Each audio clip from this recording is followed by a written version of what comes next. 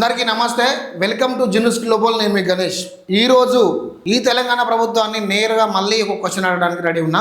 ఈ వీడియోను 10 మందికి షేర్ చేయండి, ముఖ్యంగా చదువుకునే వాళ్ళకు షేర్ చేయండి. మండలానికి 2 నుంచి 3 వైన్ షాపులు పెడతా ఉన్నారు కదా, వైన్ షాపులు పెట్టినట్టు గ్రంథాలయాలు ఎందుకు పెడతలేరు?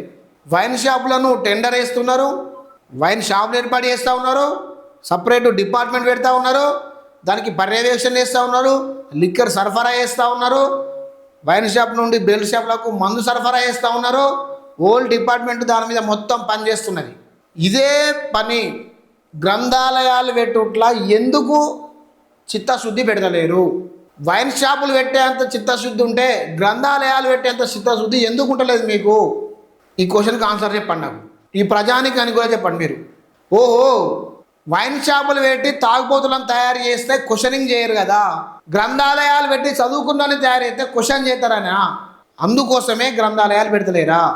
వైన్ షాప్ పెట్టి చదువుకున్నని తాగుబోతు చేస్తున్నారు, తాగుబోతులను ఎక్కువ తయారు చేస్తున్నారు, మందు విచ్చలవిడిగా అమ్ముతున్నారు.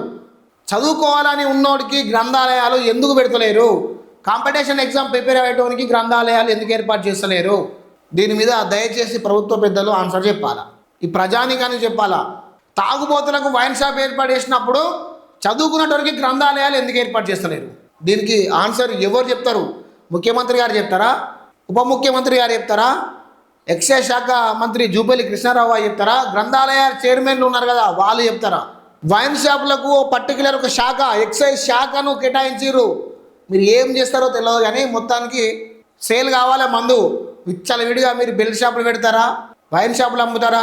రోడ్డు మీద కూర్చొని అమ్ముతారా? మీ ఇష్టం, అమ్మండి, మొత్తం అమ్మండి, ప్రభుత్వానికి ఆదాయం పంపించండి అని చెప్పి ఇన్ని జీవోలు పాస్ చేసినప్పుడు మండలాలలో, జిల్లాలలో, గ్రామాలలో, పల్లెటూర్లలో చదువుకున్న యువత ఉన్నారు, వాళ్ళను గ్రంథాలయాల్లోకి తీసుకురండి, గ్రంథాలయాలు ఏర్పాటు చేయండి, వాళ్ళను కాంపిటీషన్ ఎగ్జామ్కు ప్రిపేర్ చేయించండి, వాళ్ళకి ఉద్యోగ అవకాశాలు